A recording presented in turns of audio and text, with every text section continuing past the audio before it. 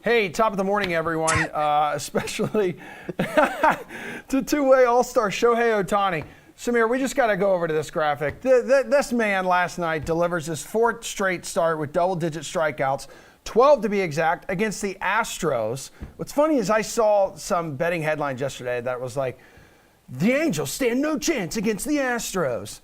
All right, well, Correct. Anyway, right? I hear you, Steve Buchanan. The Angels, by the way, knocked them off 7-1. And then the living legend also connected for 2 hits, had a crucial 2-run triple as well. So we have a fun show coming up today. You're watching The Sweat presented by DraftKings. I am Emerson Latzia. So we're going to predict some player futures around the NFL. We're going to break down some of the major moves of day one of NHL free agency. Plus, you demanded it. We are delivering. We're going to dive really deep into NBA Summer League today to wrap up the show with Mr. Nick Whalen. All right, let's bring on some studs here. Three-headed monster, shall we? Let's talk some baseball. Our baseball panel. DraftKings contributor Steve Buchanan, Gary and Thorne, Nick Fryer, here for some batting practice. But before we do that, Steve, how the hell do we get Shohei Ohtani out of L.A.? Like, should we kidnap him when we're there for All-Star festivities this weekend? That was literally going to be my answer. Like, let's take him on the plane and just be like, look, we're going to fly you somewhere else. Like, whatever you choose, we're going to go across the whole country. Whenever you want to jump, you jump. We'll give him a parachute, and then he can land with whatever state and whatever team he wants to play with, except for Canada. We're not going in Canada, so I'm sorry, Gary, and he's not going to be on the Blue Jays. But any state in the United States, that's where he can jump, and then he can join that team. Yeah, he can jump out over Vegas with us. on our way back, right? Please. Yeah. There's going to be 2 jumps from that plane. One of them is me, and it's in Vegas. Yeah, they'll have a team there eventually. But yeah, speaking of the Blue Jays, Gary, why did you guys fire your manager? You're in a playoff spot right now. Seriously, was he just made the scapegoat there? I mean, yeah, that's basically what every manager firing of all time is. Sorry, I'm looking at a map to see. I'm pretty sure Toronto's actually on the way from Los Angeles to Boston. We do not enter Canadian airspace. Yeah, no. I don't know. No, dude. Sometimes when you fly, what are you talking about? Yeah, sometimes when you fly, I think, Steve, like you do actually like go up, like you almost get like top of like the earth. Like, Generally, when below. you fly, you go up, Emerson. Yes, that is the case. Okay. I'm going to ask the pilot when we go on the plane. You guys know Toronto's more south than Boston, right? Is it? Okay. Nobody knows anything about Canada. I don't even know what you guys. What language do you speak? What an incredible trivia question. Okay. Well, anywho, yeah, Gary, and I guess that's every managerial firing in the past. It's been bad vibes with the Jays. Yeah. There was some anonymous quotes after the firing before last night's game that sort of signified that, maybe some of the players had kind of run their course with Montoyo. He was always someone who was looked upon as less of a tactician and more of like a player's manager. He was in the Rays minor league system for, I believe, 19 seasons. So he was kind of brought in with some of this young core to sort of build them up. But by all accounts, John Schneider was sort of the tactician anyway. I just think they needed a shakeup. 1-9 stretch in the middle of July, underachieving for what that team was expected to do. It stinks, but yeah, someone needed to be the scapegoat. And then staying in the AL East here, Fryer, no one is playing sloppier baseball than your Red Sox right now. Like, there's no way that they are worthy of a playoff spot at this very moment. This has been an ugly, ugly series in Tampa Bay, dude. What the hell's going on with them? It has. But I'll tell you what, I do feel pretty good about them tonight because we're going to talk about some bets I know in the DraftKings Sportsbook, and I may or may not like them on the money line. I like the Angels last night. I told you yesterday, Emerson, Christian Javier losses, they come in bunches. Happened again this week. Yeah, all right, well, let's get to our glorious BP segment, and we will get to some bets coming up here. 11 games on the main slate. So, Bukes, hook me up with your favorite DFS pitcher. Yeah, it's going to be Framber Valdez going against the Angels. We're targeting all against the Angels here tonight. Just to put how bad the Angels' offense has been, let's just go through some of the numbers here. In the month of July, they've scored a total of 32 runs this month. That ranks them 29th in the league, only above the Washington Nationals. Not a great team to be just above, okay? As a club, they're hitting 188 with a 273 on base percentage and a 268 slugging percentage. So you're telling me that they're going to go out and face Valdez tonight, who, by the way, just faced them a couple of weeks ago, allowed just 2 runs on 4 hits with 13 strikeouts, by the way. Valdez is not a strikeout pitcher. He strikes out less than a batter an inning. I think he has a K9 of 7.8 on the year. But I will happily use him tonight against the free swinging Los Angeles Angels of Anaheim. That team stinks, okay? Give me Valdez in a smash spot. Don't like using that term. Give me Valdez in a smash spot against the Angels tonight. Nick, you got a pitcher here in a smash spot. Valdez near the top of the board, $9,700. How much money are you spending? I'm going to go just a little bit below him. I was considering Valdez too, of course, because the Angels are striking out left and right, obviously, like Steve highlighted. But Carlos Rodon is another guy that I like too at 9.3K going up against the Brewers. Of course, he just got snubbed for the All-Star game, so he's got something to prove. 30-plus DK fantasy points in 4 of his last 6. 7-plus strikeouts in 5 of his last 6. Obviously, he had that one rough outing where he still struck out 7 batters. The Brewers do present a huge strikeout upside spot. 24.5% K rate against left-handed pitching this month. 23.5% K rate against left-handed pitching on the season. They've also made minimal hard contact against left-handed pitching this month, which has led to their 113 ISO against lefties. So Rodon's in good form, and the Brewers not so much. So it's a perfect marriage. All right, Gary, and who's your favorite DFS pitcher tonight on DraftKings? Well, I got to do stat correction first this early in the show. Boston is more south than Toronto, Oh, but Windsor, Ontario is more south than Boston. So there is part of Canada that's more south than Boston. Also, Carlos Rodon, not snubbed for the All-Star game, was named as a replacement yesterday. So Wow, we're not firing on all cylinders right now. You know, I double-checked that, and I guess Baseball Reference had that wrong. Whatever. damn. But Fire. I also like Carlos Rodon, so we can keep talking about him. This is someone who's got a 1.45 FIP across his last 6 starts, a strikeout rate up above 32%. It's just surprising anytime you see him on a slate and he's not $10,000.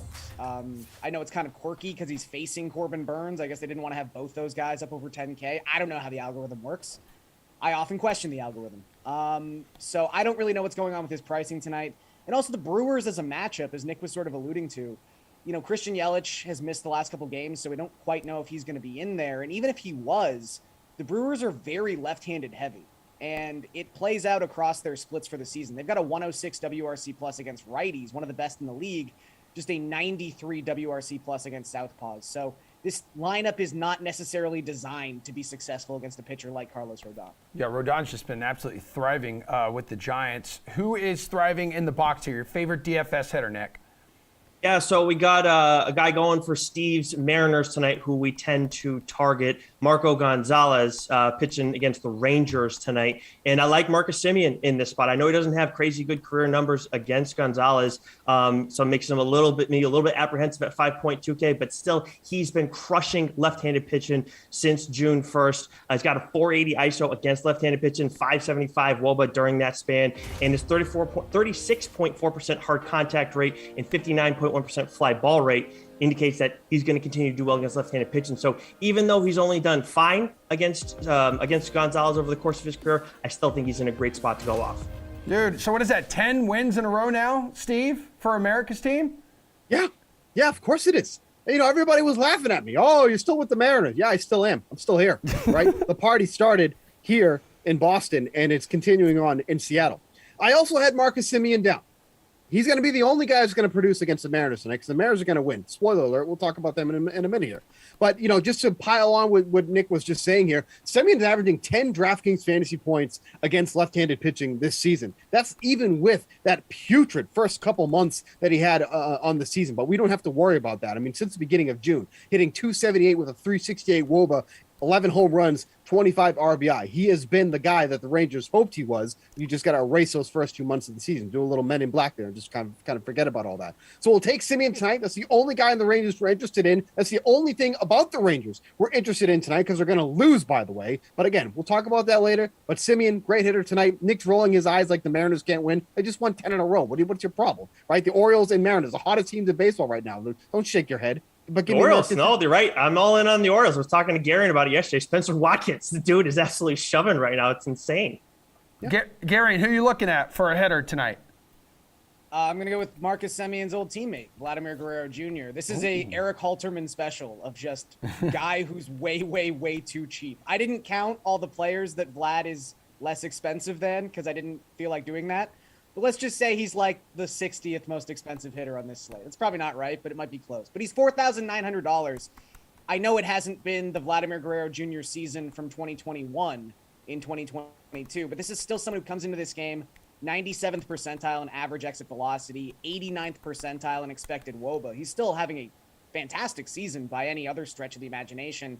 And the Royals are in a really desperate spot when it comes to their pitching tonight. I mean, Jonathan Heasley was bad, and then he goes on the IL, and they're like, oh, God, who do we have left? And it's Jackson Coher, who's allowed 15 earned runs in his 13 and a third innings this season. He's giving up a .690 slugging percentage to the 34 hitters he's faced so far in July. The Royals are just desperate for anyone to take the mound tonight. They pick Coher. It's probably not going to go all that well against the Blue Jays. Yeah, Vlad hitting his 20th home run of the season yesterday against the Phillies. Best DFS value play, Garion. I'm going to go with Chas McCormick. I'm kind of crossing my fingers that he hit second for the second consecutive day. Was up in that spot in the order on Wednesday against the Angels. I don't see why he wouldn't be right back there, considering the amount of success he's had against left-handed pitching so far this season. 59 plate appearances against Southpaws. He's hitting .316 with a 162 WRC plus against lefties. We've got Reed Detmers on the mound for the Angels. Obviously, we all know how everyone on this panel feels about Reed Detmers, although we did have a pretty good start coming back from AAA in his last outing. But the underlying numbers, the advanced metrics, are not a fan of Reed Detmers and how contact-oriented he is. I think Chas McCormick, specifically if he's hitting up in that 2 spot with all these injuries in the Astros lineup right now, I think he's got a lot of value at just $3K. Yeah, it's Detmers is a guy, too. You forget he threw a no-hitter back on, like, May 10th. And we don't. No, we don't. Yeah. Well, since then, it hasn't been like, super, super pretty. Garion, good answer. Steve, talk to me. Value play. Yeah, I mean, anybody can throw a no-hitter. Like Glenn Sparkman threw a no-hitter a couple years ago. Anyone know who Glenn Sparkman is? No, exactly. No. Let's talk about some value here tonight. Nolan Jones is the bare minimum for the Guardians tonight. Just recently called up by the Guardians, made a quick impact. Only 7 games played. He's already knocked in 8 runs, hit 2 doubles. I said almost hit 8 doubles. Sorry, I don't want to give him too much credit. Has hit 2 doubles and a home run in those 7 games. And like I mentioned, he's a stone minimum on DK tonight. And the beauty about this all is that we get another start from Elvin Rodriguez, who's being called up by the Tigers before being sent down. 11.51 ERA with a 6.19 expected ERA. So his numbers were brutal, but the advanced metrics go, yeah, they should be pretty brutal because he's been brutal when he takes the mound. That was through 20 and a third innings. If you're looking for the stone minimum tonight in salary, Jones is your guy. Only $2K. That's probably the best, one of the better values you can find on the board. All right, Nick, save us some cash here. Give me your best DFS value play. Yeah, so Leody Tavares, I know Steve is totally against the Rangers in this spot tonight, but at 2.1K, I like this guy. He's been doing really well of late, so we're chasing a little bit here. And I know he's not a big power guy, but we've seen at least 1 RBI and run scored in each of his last 4 games, a stolen base in each of his last 3 games, multiple hits in 4 of his last 6. Against left-handed pitching this season, he's 6 for 15 with a double. So again, you're not going to see a ton of power from him, but he's doing everything else pretty much. And I know Gonzalez has done well against right-handed hitting over his last 5 starts, but his 3.97 FIP indicates that he's due for a little bit of regression against right-handed hitting. And just a quick note too, if you're looking for a value pitcher, Cutter Crawford against the Rays tonight. We'll talk about it more when we get to bets though. Okay, cool. Well, let's go ahead and do that. Great segue. Favorite run total to target, Nick? Looks like the highest one on the board, Braves Nationals, currently 9.5. So we said total. We didn't necessarily say game total, didn't necessarily say team total. So I'm going to go with team total. I went with the game total yesterday, and I like the Strangers here tonight at over 4.5 runs going up against the Mariners. They have been crushing left-handed pitching this month, despite their 236 BABIP against left-handed pitching. 330 ISO, 364 WOBA, 34.4% hard contact rate. And guess what? The Rangers have scored 5+ runs in 6 of Martin Perez's last 7 starts. I talked about Gonzalez and how he's done well against right-handed hitting of late, but by and large, the Rangers have done well against him. They're doing well against left-handed pitching, so I love this pick tonight. Steve, got a favorite total tonight, team or game? Yeah, let's go with, I did game total. I figured I would follow directions. Let's go over 8.5 runs for the White Sox and the Twins. You got Johnny Cueto going up against Sonny Gray. On the surface, both guys have been great, okay? Sonny Gray, for the most part, has been good, but this White Sox offense has been one of the better offenses in the month of July. Where I'm really kind of honing in on here is with Johnny Cueto going against the Twins. This is the second time he's faced them in the last couple weeks. He had 5 walks against that Twins team. That's a very patient team that you have to worry about. And then the advanced metrics for Cueto, that's what really kind of caught my eye here. He has a 2.91 ERA on the year, but his expected ERA is almost a run and a half higher, 4.09. The world is going to come crashing down on Johnny Cueto soon enough. Tonight might be that night against a very good Twins offense. And with the way that he was losing his command against a very patient team just a couple of starts ago, could be putting a lot of men on base. And against the Twins, that is certainly something you don't want to be doing here. That total feels like just a little bit too low. Give me over 8.5 runs for White Sox and Twins. I mean, Gary, I'm looking at Mets Cubs there too, 7.5, one of the lowest totals on the board, but 2 offenses that could overpower the pitching in that matchup. That's exactly where I was looking. Oh! Great minds thinking alike. I think the reason that this number is 7.5 and not 8.5 or 9 is the winds are expected to be blowing in at Wrigley tonight, but not like crazy winds. We're talking like 7 to 8 miles per hour. I'm not really overly concerned about that. I know it is a pretty good barometer of offensive potential, but when you look at this pitching matchup, I don't really trust what Keegan Thompson has been doing in his last 5-6 starts. The results have been great, but he's still someone who just doesn't have much of a track record. He's going up against the Mets team that is the second best WRC plus of any National League club so far this season. And then Carlos Carrasco has an ERA up over 6.8 in his last 6 starts. Opponents have a 4.34 WOBA against this guy in that span of time. The Cubs have looked better offensively with Christopher Morel, obviously getting Seiya Suzuki back as well. They've been at least competent. So I think you've got 2 pretty good offenses going up against 2 pitchers I don't really trust. And then the Cubs bullpen is also among the worst in all of baseball. So I just don't think this number's high enough. All right, we got one more here. Best run line or money line bet? Steve, where are you going? Where do you think I'm going? We're taking the Mariners. Oh, let's go, tonight baby. To go 11 in a row, right, against the Rangers. Plus 105. Consider that a gift from the DraftKings Sportsbook. Martin Perez, his trade stock is plummeting fast at the wrong time, too. Over his last 3 starts, allowed 13 runs on 21 hits through just 18 and 2/3 innings. Just to put that in perspective, he allowed a total of 10 runs through the first 2 months of the season. So he's already exceeded that over his past 3 starts. And the home runs, oh, they're starting to creep up, baby. Coming into, before his last 3 starts, he gave up 2 on the season. He's issued 4 over his last 3 starts. And why are the Mariners going to win? It's very simple. They are a team of destiny. They're winning tonight, plus 105 on the money line. Oh, Nick, you love hearing that, don't you? A team of destiny. Okay. Anyways, we talked about the Red Sox before and how they're playing miserably. So of course that means that I think that they're going to win tonight. I think the Rays are a good team, but I cannot imagine them going and sweeping the Red Sox in 4 games, especially when you got Cutter Crawford on the mound with how he's been pitching of late. Of course, Drew Rasmussen going opposite him, but Crawford, he dealt against the Rays recently. Then you saw the Yankees, and he did really well against them too.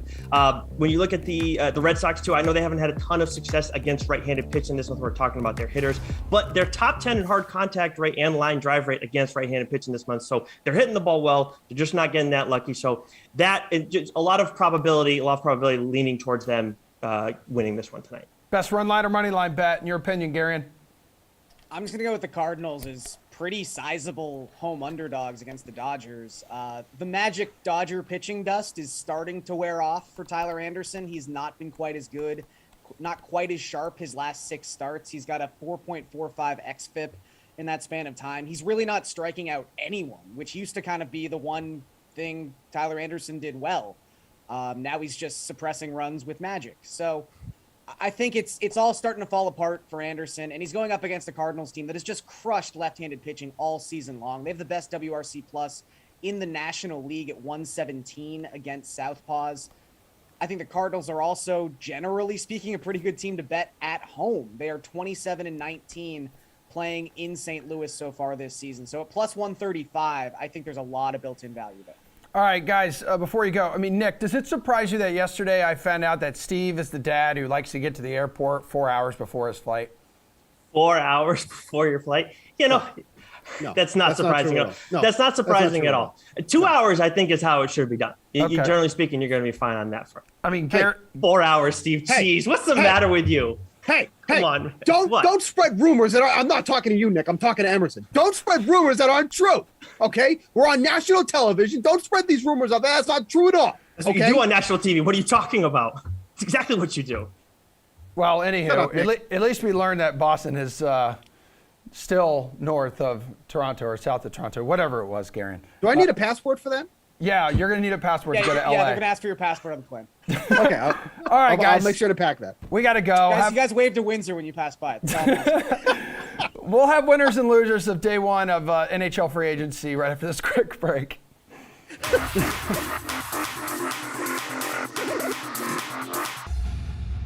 Welcome to the Price Check. I'm Pierce Dietrich. Let's look at the salaries for New Hampshire. Whose salary jumped up this week? Martin Truex Jr., $9,100, up to $10,400. It feels like a Truex track, but the stat sheet says otherwise. Kevin Harvick, $7,600, up to $8,800. This is a Harvick track. He nearly won at New Hampshire last season. He did win here in 2019, 2018, 2016. Even his crew chief won here in 2013.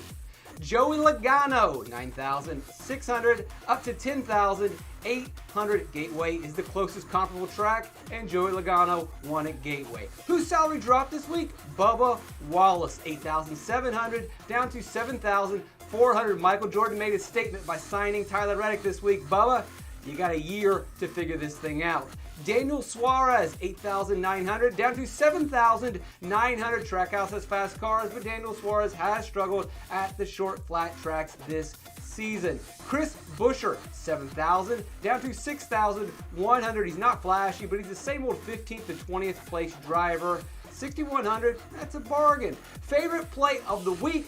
Ryan Blaney, $10,000. Who cares about wins in DFS? At the short flat tracks, he is averaging 34 hog points per race. Cole Custer, $5,800. SHR was strong in New Hampshire last season. SHR has been strong at the short flat tracks this season. He is more than capable of a top 15 finish this Sunday. All right, guys, check out DK Nation for all your DFS information and needs. If you have NASCAR questions, find me on Twitter at Race for the Prize. I'm Pierce Dietrich. Catch me on DK Live. Guys, the Canes were already a very good squad when free agency opened at noon on yesterday. However, by the end of the afternoon, they became one of the odds-on favorites to win the Stanley Cup next season on the DK Sportsbook. So you can look at a couple of their new additions right here. Carolina used the trade market to push its group of talent to impressive heights here. I mean, Jeff Ulrich and Paul Bruno, I'm glad you guys are here because I have questions for you. Like, first, the Hurricanes feel like a big winner on day one, acquiring Pacioretty and Burns. How do they stack up, Jeff, in the Eastern Conference now? Because they have the fourth best odds to win the Cup on the DK Sportsbook at plus 1,200. Yeah, no, I mean, I like these moves for Carolina a lot. This is a team that I think when we saw them in the playoffs, that what was missing was the elite top-end talent. Max Pacioretty is the guy who creates a lot of high-danger chances, and he's very good at converting on them. He's just a very elite goal-scoring winger, and you know, maybe he doesn't do as much on the defensive end. Maybe he takes some dumb penalties and does some dumb stuff, but like, you look at what Carolina was missing, they had a good defensive system. Their goalies are pretty good. I mean, even without Frederik Andersen, they performed well. This team was missing some elite goal-scoring capabilities. And you got a guy in Brent Burns as well, who he played the most minutes in the NHL last year. He's not going to have to do that on Carolina. He can become a little bit more of a power play specialist, which he's very good at. So this is exactly what Carolina needs. I mean, I like them as a team, but it's hard to be super bullish on them when they're going up against Florida and Tampa Bay with all these elite end stars. I think Pacioretty and Burns gives them a serious shot next year. I mean, you throw in some of the other signings here, Paul, like, it really feels like the Hurricanes have made some savvy moves here to go all in. Like, it's not just these two guys. They've been pretty busy because that's a meat grinder of a division, we all know. With regard to these two moves, I have never disagreed with you guys more. I'll say that. Let me start with that. It bears remembering that Burns is 37 years old and has seen his performance dipped pretty consistently over the last 3 years. He had a nice uptick for a while last year that boosted his totals, but well off his career norms. As for Pacioretty, who turns 34 early in the upcoming season, You guys know he's been injury prone for several years now, don't you? We're not talking about the 2018 version of Max Pacioretty. We're talking about the 2022, and it hasn't been very good. He's been dogged for several years by bumps and bruises, can't stay in the lineup. Health trend lines don't generally improve for players in their mid to late 30s. So I think these moves are fraught with high risk, and they paid a lot of money to get them in the lineup. They should have spent the money a little more wisely on younger guys. I mean, They did spend a lot of money, but they didn't spend a lot of assets, which is why I don't mind taking the shot. Paul's got a good point about the age, but at least they didn't give up a ton of capital. They basically gave up nothing for Pacioretty. So. Yeah, and I mean, like it started with trading D'Angelo's rights flipped, to the Flyers for 3 draft picks, and if Kasha, who they've acquired, can stay healthy, like that's not too shabby, Paul. No, I like him, but former Leaf, that's why. Yeah, yeah, okay, all right. All these flavors, and you choose to be salty, Jeff. Your Oilers, also loading up between netminder Jack Campbell, which feels like the major shakeup there, and then like Evander Kane. Edmonton is making some considerable bets on veteran players, especially from a term perspective. So was that 5 years for Campbell, 4 years for Kane? How did these moves help their chances for hoisting the cup? We know how deep they made it, and I feel like they kept a lot of those familiar faces around after losing the Western Conference Final.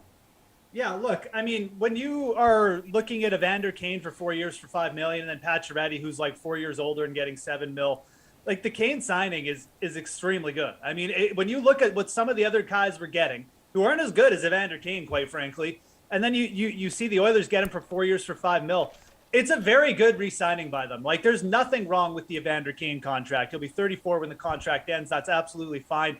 The Jack Campbell signing, you could say, has a little bit more risk, but I think you're getting a goalie who's kind of, maturing as they go. I mean, we see goalies perform high into their high end, into their like mid 30s these days. I think the Oilers could get a bit of a deal here with Jack Campbell as well. We've seen this player. Yes, he's been inconsistent. Paul knows that. He's also been extremely elite at times in his career. If this guy can just settle down a bit, he does have the high-end talent to put in some really, really solid years and make this a pretty good value. So Campbell is the one that's fraught with risk. The Evander Kane signing is absolutely fine. It's probably one of the better re-signings of the last couple days. The Oilers, in my opinion, they've set the table, but they need to add some meat to this. I mean, they really wish they had gotten Claude Giroux. I think what you'll see from the Oilers, likely very busy at the trade deadline. They still have cap space. Maybe they didn't get the guys they wanted, like a Giroux right now. They will probably get them at the trade deadline. The Oilers have made the good foundation. I would expect they might be quiet for the rest of the free agency and then make their moves later in the year. Yeah, I think they're trying to address like the holes on their roster right now, like while they can, Paul. Jeff has good reason to be excited. Campbell's a big upgrade over 40-year-old Mike Smith.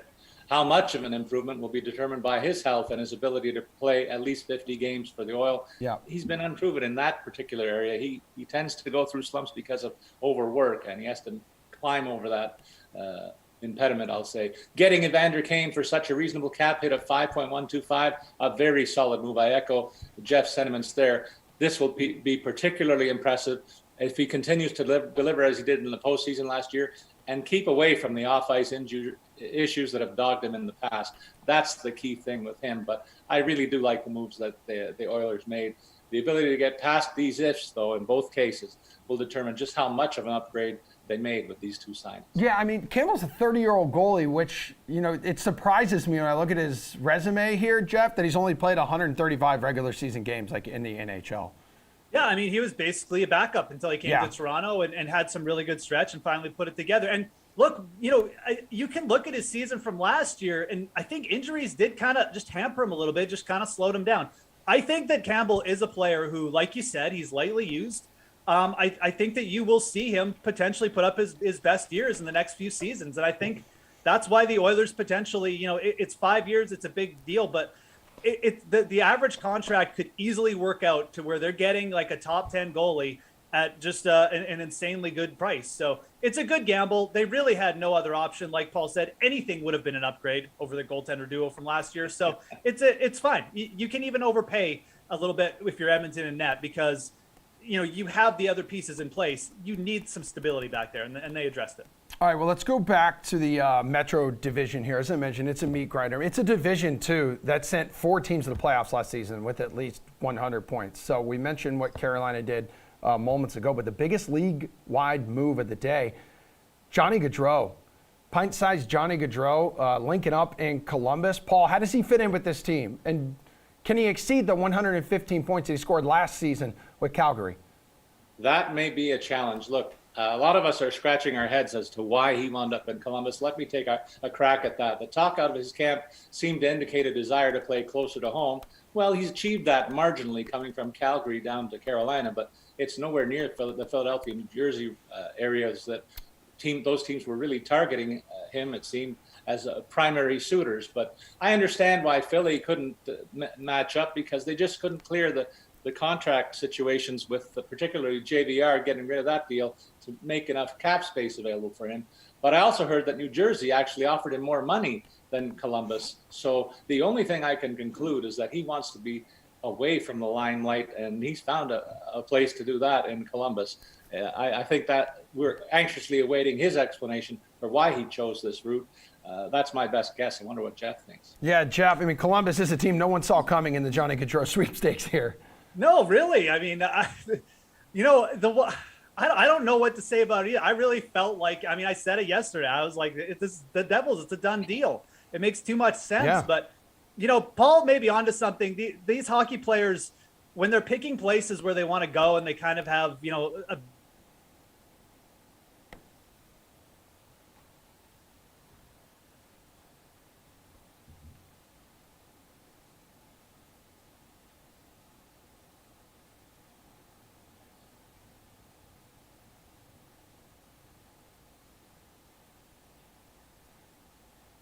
All right, Jeff, we can't hear you for some reason. Maybe your take is just too scorching hot. Not quite sure. But, Paul, I'll go back to you here while we try to figure out some of the audio issues. I mean, we talked about Giroux yesterday. He's heading home to Ottawa. Andrei Burakovsky is off to Seattle. Okay, wrapping. We got to go. We'll be back after this break. Can't hear me? Break.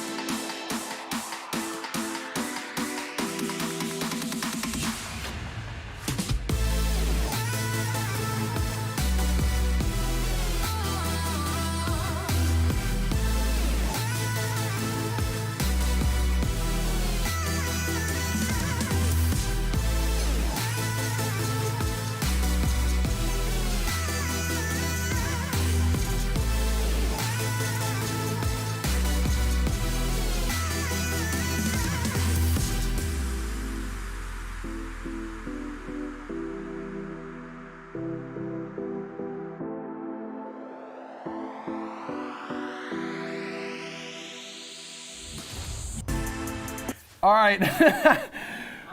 We are back. Samir, we're on air. Please stop talking off camera. Ladies and gentlemen, NFL training camps open up in less than 2 weeks, and there's no better time than now to ask our panel to protect some player totals for the 2022 season. So welcome back, Jeff Ulrich. We can hear you once again. Yes. Everyone in the control room is blaming you for breaking Zoom.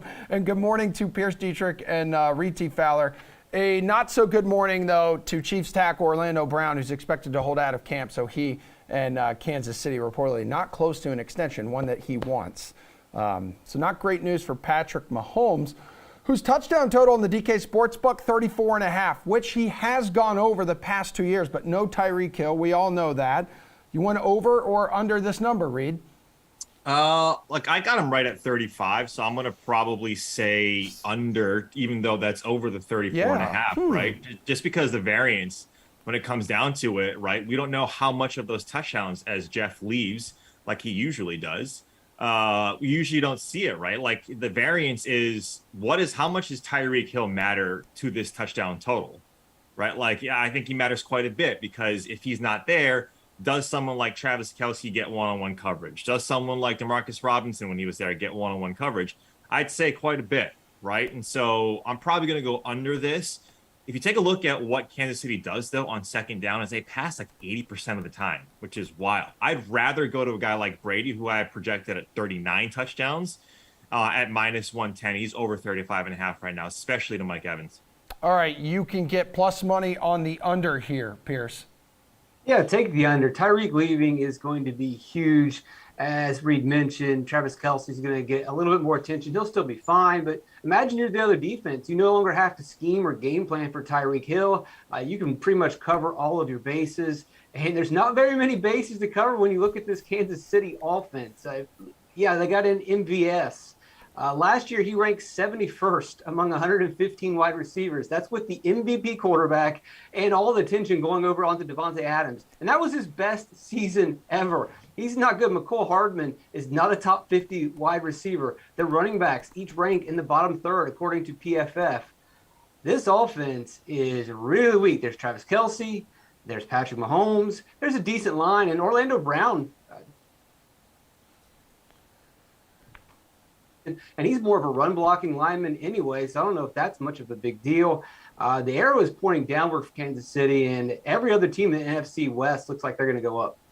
Over or under 34.5 touchdowns for Mr. Patrick Mahomes, Jeff? So everything Pierce said is correct, but it's still Patrick Mahomes. And guess what? Like Kansas City threw the ball almost basically 40 times per game last year. They're second most in terms of pass attempts. It's not going to go down. Ronald Jones isn't going to turn this team into like the 1985 New York Giants and run the ball 40 times a game. The other thing he mentioned is the other teams in the AFC West are really good. It just means more shootouts, more pass attempts for Patrick Mahomes. You give Patrick Mahomes volume, it almost doesn't matter who he's going to throw to. He's going to get there. So it's just not a player that I'm interested in taking unders on. I think that injuries will be the only thing that stops Mahomes because I think Kansas City will again be a top 5 team in terms of pass attempts per game because they're going to have to be. They're going to get in more shootouts this year. And you know what? Juju Smith-Schuster, MVS, Mecole Hardman, they're working with Patrick Mahomes. He's going to get there. I mean, Pierce, now that Tyreek Hill's in Miami, it's like he can't stop talking. So first he says he'll take Tua's accuracy over Mahomes. Now he's saying the Dolphins have the same weapons as that historic 2019 Chiefs team that won the Super Bowl. His touchdown total at 8.5. So do you think Tua can get him the ball enough to get him over and to get him to 9 touchdowns, Pierce? I don't think it's happening. And I'm glad that Tyreek Hill is coach, a new system, new personnel all over the offensive side.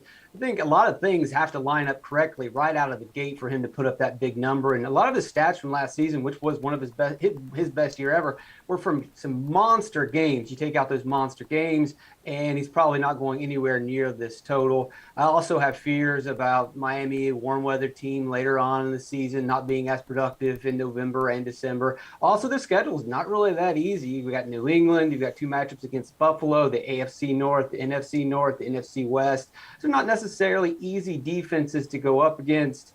But Most people remember the last time I made a Tyreek Hill prediction. I was wrong about 3 minutes later. So I wouldn't be surprised to see him go over this total halfway through the season. Yeah. So that in mind, I still think he goes under. But my record not very good with predicting Tyreek Hill. That is so funny. I totally forgot about that. Tyreek Hill will not be traded. 5 minutes later, Tyreek Hill traded to Miami. Reed, what do you think about this? Would you take the over? Are you brave enough? No, it's like my Cameron Smith call. Like not going to do well, second place. I just love how we do this, right? Is if you take away this big game, I don't know if Pierce always does this or if Jeff always does this. It's one of these two clowns. If we take away this big game, then he's just a regular receiver. Well, if we take away his speed, he's just a regular receiver. Well, guess what, Pierce? He is that type of player. Having said that, I still agree with you. I'm going under 8.5. You can't just say take away this big game because that's what he does. It's the targets, right? It's Mike Gesicki is still there. It's Jalen Waddle. Cedric Wilson's coming over. He was doing well in Dallas, but the first two guys in Waddle and Gesicki have much more of a connection with. You don't want to force it too much with Tyreek Hill, and you have Raheem Mostert, Jeff's boy, coming through. And so there's a ton of players right now that could get the ball. You have a new coach and a new system, so I'm going to go under. But come on, that's what he is. He's a big play receiver. Jeff, Raheem to the stream. Man, the glory days. Oh, boy. Jeez. Wow. It feels like last decade. Tyreek Hill under 8.5 receiving touchdowns is actually probably my favorite bet on the board right now. And I'm not being facetious. I'm not saying that for effect. This is going to be, I think it's going to be a semi-disaster. You pay a guy a bunch of money. He's got soft tissue injuries in the past, and he relies on speed. You also throw him into a system where Jalen Waddle was dominating. That's where he's so accurate. He's not accurate when you take him outside the 10 yards. There's not going to be a ton of downfield passes for Tyreek Hill in this offense. He's got to play the Bills and the Patriots 4 times. These are tough defenses, man. This is not the other thing is Mike McDaniel, he might just use him as a running back or something, right? Like he did Deebo Samuel. You got to get 9 receiving touchdowns out of Tyreek Hill. No way. Easy under. Favorite bet on the board right now. Okay, we got to go quick in this last one because having a boatload of audio issues here. Is the addition of Hill enough to help Tua, Reed? So his passing yards total set at 3,950.5. Yeah, so this is the other side of the variance with Hill, right? I think he does go over that. Both of these guys in Waddle and Hill are great after the yard or after the catch guys. So, yes, I think he can over. To Jeff's point, really quickly, the offensive line has been terrible for the last 2 years to Tua. Yeah. He hasn't had any time to throw, so that should change this year a little bit. I mean, Jeff, he hasn't played a full season yet, only averaged 221 yards per game. You spread that out over a 17-game season, it's less than 3,800 yards. Yeah, absolutely. I'm still going to go under. This number's actually come down. It was 4,000 when it opened, and they put it out a week or two ago. But even at 3,950, I just think the number is too big. I think we're giving the Tyreek Hill bump too much. If this came down to 3,850, yeah, I'd probably go over. Reed makes a good point. I think Tua is still, I think he's a semi-efficient quarterback, but I just don't think that this offense is going to be putting up huge, massive passing totals. And again, they have to play the Bills and the Patriots 4 times next year. All right, Pierce, where you going? Oh, we're going to go over on this. Look, Jimmy G for Mike McDaniel last year in 15 games and injured threw for 3,800 yards. Tua can absolutely go over this number, especially with all the weapons. We've got Gesicki, Waddle, Tyreek Hill, even Cedric Wilson's there. Chase Edmonds is a receiving running back. All of the personnel there says that this team is going to pass and pass often. They've improved their offensive line, as Reed mentioned. He'll go over this number. All right, guys, great work. We're going to take a quick break. We have our last block coming up. We're going to dive into some Summer League action right after this.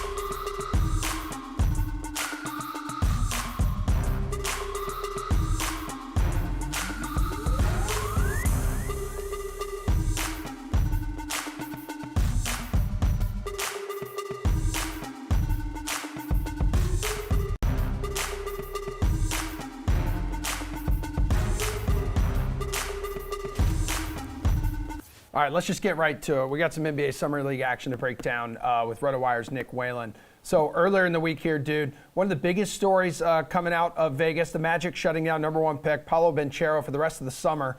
What, if anything, did you like from this kid in 2 games? Put up some decent numbers. He averaged, 20.6 apples, 5 rebounds in those 2 contests? Yeah, I mean, it was encouraging enough that Orlando decided to shut him down, right? I think you almost have to view that as a positive. Most of the other top picks are still playing, and most of them have looked pretty good. But I think Orlando basically saw what they needed to back up the notion that, yes, we made the right pick at number 1. This guy at his size, has the playmaking ability. I think he looked better on defense than people expected. And the shot looks pretty good. He had some major question marks coming out of Duke, but I think in just 2 games and roughly 60 minutes of action, he answered most of those. And we come out of Summer League, even, with only 2 games played, feeling pretty good about what Banchero is going to be during his rookie season. Yeah, you mentioned some of the top picks still playing. 2 of them faced off last night. Keegan Murray outshining Chet Holmgren in that marquee matchup. The Kings did come up short against the Thunder, though. What's been your biggest takeaway watching those 2? Well, with Holmgren, I think he passes the eye test even more than we expected right away. I think those who watched him closely at Gonzaga and even watched his senior year high school tape, you kind of knew what kind of skill level this guy had. But the general narrative coming out of the draft was he's so skinny, he's going to get pushed around. His rookie year, he might not even play that much. I think there's something with Holmgren here where, even if he doesn't end up adding that much weight throughout his career, there's something about it. It's almost Durant-like where, everyone said Kevin Durant needed to add 20, 30 pounds of muscle. He never did, and he was just fine. And obviously Holmgren is more of a true big than Durant was. He doesn't have that shooting or that agility that KD does, but I think he's going to be an impact player right away. And I think if you're talking, DraftKings or fantasy basketball, he's the type of guy that even on nights when he might not be that effective on offense, like last night, he had 5 steals in 26 minutes. He's been blocking a ton of shots. He rebounds well.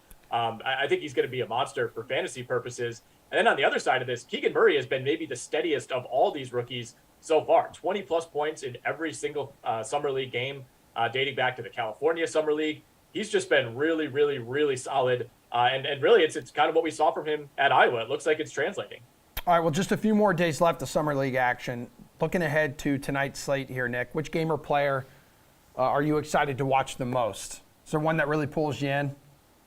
Yeah, it's not a great slate tonight. I think the Memphis Grizzlies have been a lot of fun to watch. They have multiple first-round picks. They have a fun second-rounder in Kennedy Chandler, who's been a good player to keep an eye on. But I think the number 1 game I'm excited for, assuming that Jaden Ivey plays, is Cavs Pistons, where we get Ochai Agbaji, the 14th pick in the draft against Jaden Ivey, Jalen Duren. The Pistons even have a third-year guy in Isaiah Stewart playing Summer League for some reason. So Detroit, has gone from maybe the least watchable team in the league for most of last year to a really, really fun young team at Summer League, and obviously that's going to carry over to the season. All right, what's a bet for a game tonight you're interested in? Last question here. I'm going to go Homer here and take the Bucks -2.5 against the winless Dallas Mavericks in Vegas. I think Milwaukee, there's not a ton of marquee names here, but they have a bunch of second-year guys. Their first-round pick this year, Marion Beauchamp, has looked really good in Vegas. And if you watch their game yesterday, they just play really well together as a team. They said they went out early, got a bunch of practices in. I don't know if a lot of teams are doing that. But there's a decent amount of talent on this Bucks team. And going up against the winless Mavs, I like them at -2.5. All right, Nick, good stuff, man. And we could hear every word you just said. So shout out to our audio for working. Have a good rest of the week and weekend, everybody. Our show returns tomorrow morning, 11 o'clock Eastern time. So we'll see everybody then.